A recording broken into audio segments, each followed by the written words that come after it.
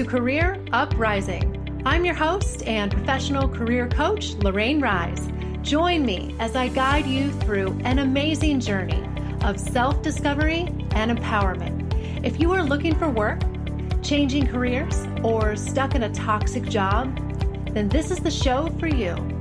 I offer both practical and spiritual guidance to help you up-level and advance your career. Let's start the uprising.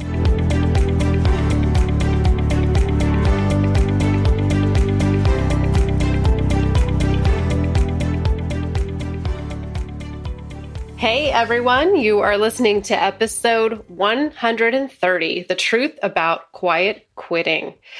I am back, you guys. How are you doing? You guys have no idea how energized and excited I am to be back. I didn't take very long of a break, but I took a month off from the show. I seem to do that in the fall. I don't know why. A lot of people take breaks from podcasting in the summer. For some reason, I feel the itch to pull back a little bit. I don't know, just when school starts and maybe just sometimes something about the fall makes me want to do that. But anyway, I was planning to actually take longer, probably 2 to 3 months. But you know what happened? And this is the truth. This is absolutely how it happened. I went on to Apple Podcasts, as I do periodically, to just check on the show page, and I saw 3 more new reviews of the show that popped up just in the month of August. And they were glowing, of course, and just really energized me. I was so touched to read those, and from people I don't even know.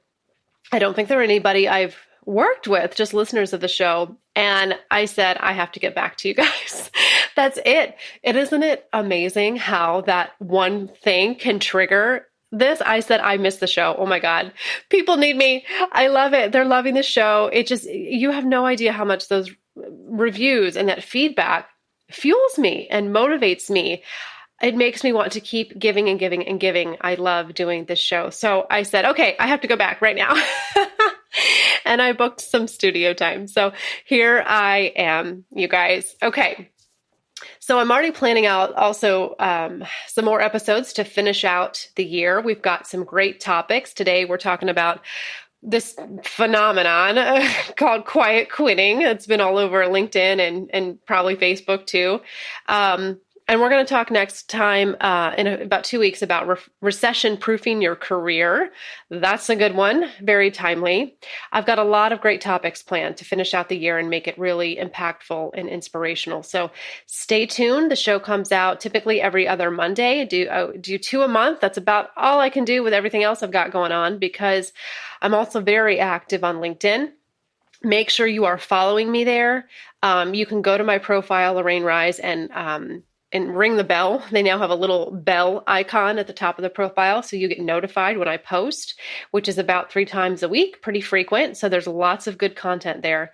That's definitely where I have the largest following, and probably always will. I'm really kind of all in on LinkedIn. I've gotten my Facebook revitalized a little bit, but not my chosen platform, really. So anyway, I've been doing LinkedIn Lives about every other Thursday. So make sure you stay connected and subscribe to my LinkedIn newsletter and follow my profile so you don't miss a beat. There's a lot going on there, and my followers have grown a lot. I'm really excited about the momentum and the traction that I am getting there, definitely. So, all right, let's dig in, you guys. I want to weigh in.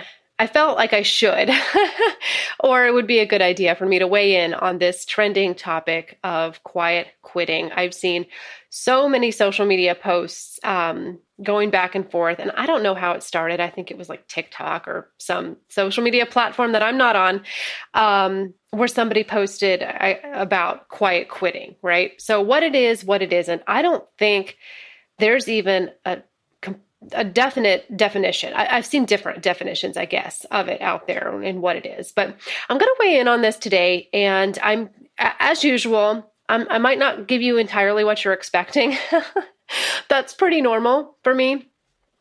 I don't always give people what they expect, but I do give them what they need. So we are going to talk about quiet quitting from an employment standpoint, but then I'm really going to dig deep, as I always do, and tell you what it's really about. And it's probably not what you think. So buckle up, settle in, and welcome back. And thanks for listening if you are a previous listener or brand new. Either way, I appreciate it. And I hope it's worth your while. All right. Quiet quitting. This is not new, you guys. Okay. It's just been given a catchy name and gone viral. And like I said, let's define it first. All right. And I'm going to tell you how I would define it. So my understanding of this concept is that it's referring to people who are not fully engaged at their jobs. Maybe they're just doing the minimum, clocking in and out, kind of treating it just like a job, and quietly looking for something else on the side because they're not really happy or engaged in it, right? And then boom, one day they quit without telling their manager, and the manager's like, "What? I didn't know you were unhappy." That happens all the time. Everybody does this. I've done it. I know family members and clients who've done it. It's pretty normal. We don't typically tell our employer that we're looking for another job. Now, I've had clients who've done that, and I applaud that kind of transparency. And I think that that is a good thing. And I would appreciate that as a manager. I have managed hundreds of people, and I have suspected that many people are looking for another job. Sometimes managers can tell when people are engaged and not engaged. You can read between the lines typically. So sometimes it comes as a surprise. Sometimes it doesn't. A lot of times it doesn't. But that's my understanding, is that this is somebody who's not fully engaged, not super happy at their job. They're probably just doing the minimum, and they're keeping an eye open on the side for another job. Okay. This is like 80% of the population. But, on the flip side, to be fair, I think we can all agree that employers do quiet firing, as I just made that up right now. I don't know if that's a thing, if we can make that go viral, but the employers do the reverse of this, right? Maybe everything seems fine, and then they bring you into the office one day and say your position's been eliminated, right? And they're getting rid of you, or they coach you out sometimes. Employers can be very indirect about this as well. Sometimes they will not tell you directly that they don't want you to work there anymore and they want you to quit. They might just make your life hell, right? They'll be kind of passive aggressive about it. Or maybe it's not that. Maybe you don't get fired. Maybe you're a great employee, but you just get laid off from budget cuts or something like that, right? And you feel blindsided, just like an employer could feel blindsided if you quit. It works both ways, you guys, okay? Nothing new. It's been going on. It's not going to stop, okay? So is quiet quitting ethical? I think that's like a big feverish debate out there. Well, sure. In my opinion, yes, but I don't think that that's the point. Okay. The real question is not whether or not quiet quitting is good or bad or ethical. The issue is figuring out, why do you want to quit in the first place? Quiet quitting isn't the problem. It's a symptom of the problem.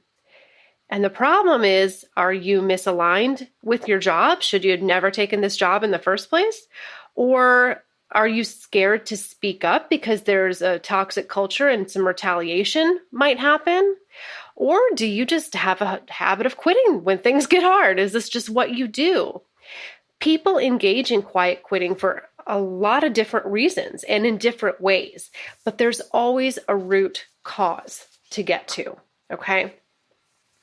And I think, to be fair, you are allowed to do whatever the hell you want. You really are. And the consequences are yours, meaning you're allowed to show up or not show up well at your job, however you want. It's your job and it's your life. I'm not going to tell you what to do. But even if you pay me as a coach, I don't tell you what to do. It still doesn't work like that, right?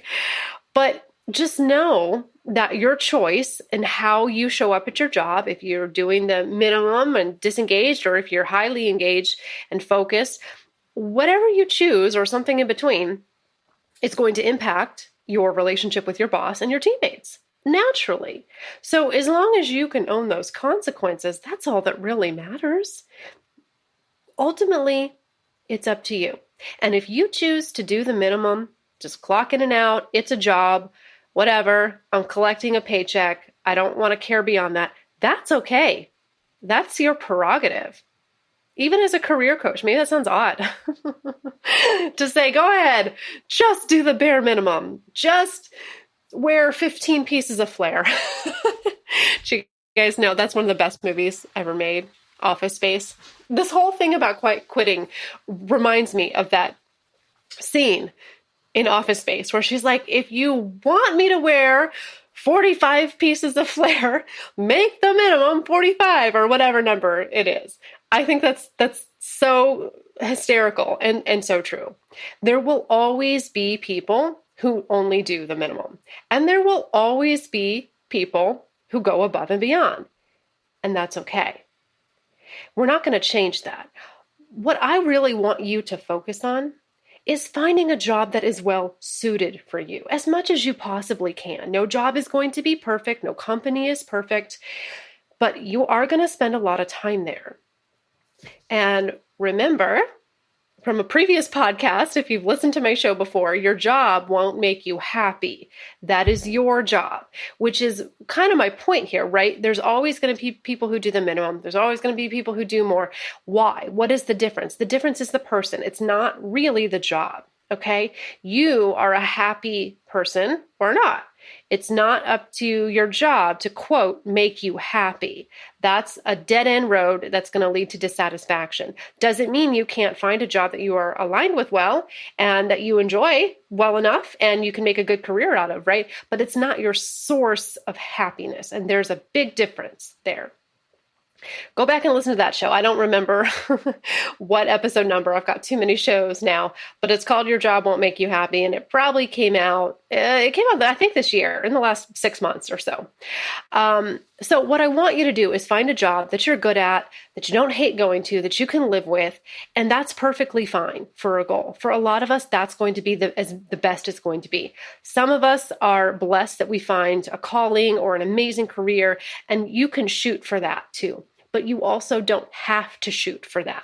You're allowed to get your enjoyment and your fulfillment outside of your job and just collect a paycheck. That is up to you, okay? But this is kind of my bottom line. Employees will always naturally be engaged at different levels in their job. We are never going to get everyone on the same page and fully engaged all the time. To some people, their job is a career. To some, like me, I'm very fortunate, it's a calling, it's a mission, right? But that's kind of an entrepreneur thing too. That's very common among business owners. But to some people, it's just a job. Nothing wrong with that. You can clock in and go out and then go home. Clock out and go home. You don't have to go to all the happy hours and all the extra stuff. It's okay. All right. We're never going to change that. I think there's kind of a natural equilibrium and balance that happens there, right? So here's what we need to focus on instead. Here's my message to employers. So employers and managers that might be listening, listen up. You need to focus on making your workplace culture the best that it can be, fostering regular communication with employees, especially if they work remotely, but even if they don't. And don't expect 100% engagement from everyone all the time. That's not realistic, and that's not fair. Do your due diligence, though. Make it the best work environment that you can. Spend time communicating with employees. Check on them. Ask them how's their workload? How are they liking things? And then pull back and trust them and let them do their work. All right? There's a fine balance to be found there. And measure their performance not by their output, but measure it by their output and meeting deliverables, not how much time they've spent or where they did the work, if it was at home or remote. If it doesn't matter, then it doesn't matter. People will appreciate this freedom and this trust and stay with you longer. I remember being engaged at my jobs at various levels throughout my tenure, especially when you're at a job for years. It is natural for there to be an ebb and flow. There will be days, weeks, and months and years where you love your job more than others. It's kind of like a roller coaster sometimes. It's not always going to be steady. And it doesn't necessarily mean that you are doing anything wrong or a, quote, disengaged employee. it might just be there's various things going on either within the company or within you in your personal life that are affecting your engagement at work, and that is okay. It probably won't last forever. There might be some natural highs and lows. I know I've experienced that. There were days at jobs where I was happy. I loved it. I thought I was going to make a career there. And then there were days I was like, I'm done. I'm leaving. And sometimes it just comes and goes. But if you are somewhere where you are just constantly unhappy and constantly disengaged, that might be a problem, right? That might be something that you need to look into. But anyway, so employees, now this is my message to you as the individual.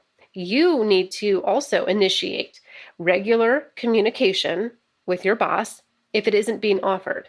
Do your due diligence as well and try to rectify any issues that you may have that are causing you to disengage, because you ultimately do have to take responsibility for that. It's your job performance.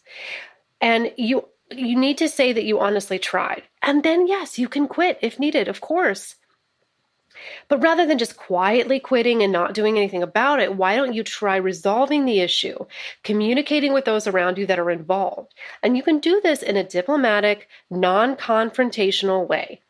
And if that doesn't work, then yes, you might need to leave and find another job. Sometimes that is the solution. And it's perfectly okay or even advantageous to look for another job while you still have one. That's always just going to be good advice, right? You got to look out for yourself. Don't let anyone make you feel bad for quiet quitting necessarily, okay? It's your career. You can do whatever you want, but take ownership of your choices and make sure that you've done everything that you can do to salvage your current role before you give up, okay? Bottom line, guys, there is responsibility on both sides, okay? Let's take a quick commercial break, and then I have one more message for you. I'm going to flip this whole concept upside down and give you a whole different definition of quiet quitting. And this is where we're going to really get to the bottom of what's going on here. Okay. Stay tuned, guys. We will be right back.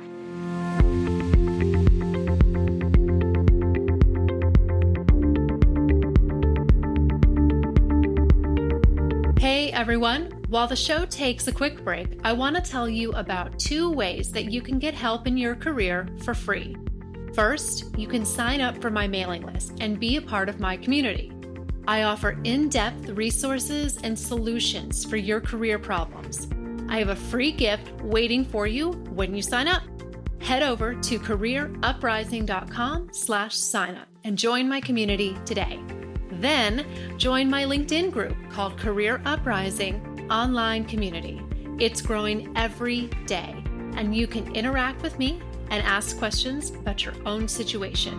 Just open up LinkedIn now and search for Career Uprising Online Community. And I can't wait to connect with you. Let's get back to the show. Okay, guys, we are back. Let's wrap up this talk here on quiet quitting. So I'm going to flip this whole concept on its head, and I want to get to the truth of what I think is really going on here. And it's got nothing to do with your employer. When we hear the phrase quiet quitting, like as we just discussed, we think of people who are disengaged at their jobs, applying other places, not really giving their all at work. Okay. Because when we think of quitting, a lot of times we think of work, quitting a job. Okay. But there is another form, the root of quiet quitting, and that's far more important. And that's what I want to talk about. So I have a question for you. Where in your life are you quietly quitting on yourself? Think about that and forget about your job for just a minute. Think about that workout that you keep skipping in the morning and then pretty soon you're not doing it at all. Think about that diet that you tried for 3 days. You swore you were going to eat healthy and then you went right back to your old ways. Think about that book you said you'd write one day, or that business you wanted to start, but you don't. We quietly quit on ourselves all the time. We don't necessarily say it out loud. We just stop going to the gym or stop doing whatever it is that we said we were going to do and go back into our old habits. Then one day, wake up and realize we're not hitting our goals, or we've completely forgotten about them. Yeah, what happened to that thing that I said I was going to do, right? Or your friend comes up to you and is like, hey, you used to do this or that. You used to go jogging all the time. Or you had, started taking up this new hobby, whatever it is. What happened to that? It's funny how we make such a big deal about quitting with our employers, but we're quitting on ourselves all the time. Giving ourselves an out, giving ourselves an excuse. Believe me, I know, I've done this. I still do. Before you get caught up in the buzz of quietly quitting your job, look inward and ask yourself where else you are quitting on yourself, because that is where it always starts. Now, I have to say, my point in this is not to make you feel bad. That is not the point. This show isn't saying you can't quit something. Sometimes quitting is the right thing to do. But what I'm asking you to do, what I'm calling on you to do right now is pay attention to yourself and your habits. If you are if you are consistently not showing up in an area of your life, you might need to make a change. So before you get focused on your employer, you are the most important thing. Are you quitting somewhere in your life on yourself? Sometimes we quit things too early, but honestly, sometimes we stay too long. It is up to you to know the difference. Am I just quitting because things got hard? Or do I need to quit because what I'm doing is not right for me? Why do I keep quitting something? Why do I keep quitting that workout? Why do I keep saying I'm going to quit smoking and I don't? Those things are symptoms. Get to the root cause. The root cause is, why are you allowing yourself to quit on yourself?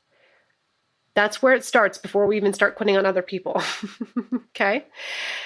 So quitting because things get hard and quitting because something isn't right for you are two different situations. And it does take wisdom and life experience to know the difference.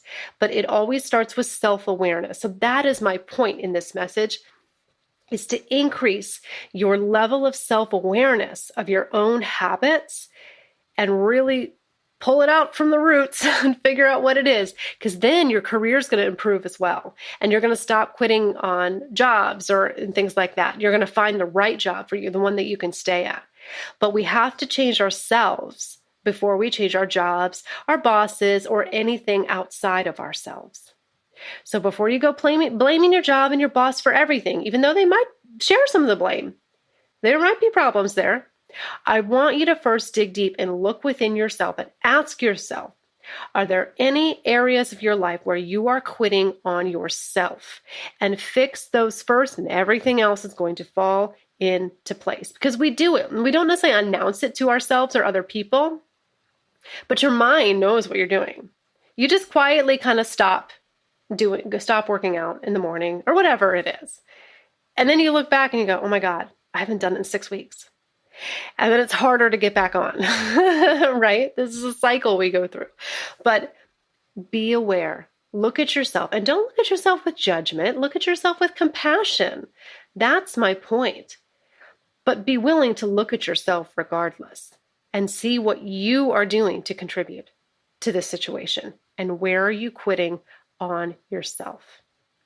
All right. Thanks for listening, guys. For more shows like this, you can find all of them, the whole archive, at careeruprising.com/podcast.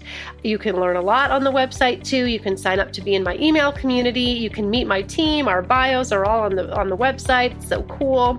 And thank you so much. Please do leave this show a rating and review as well on Apple. I appreciate it. And I will be back in 2 weeks with how to recession-proof your career. Take care, guys.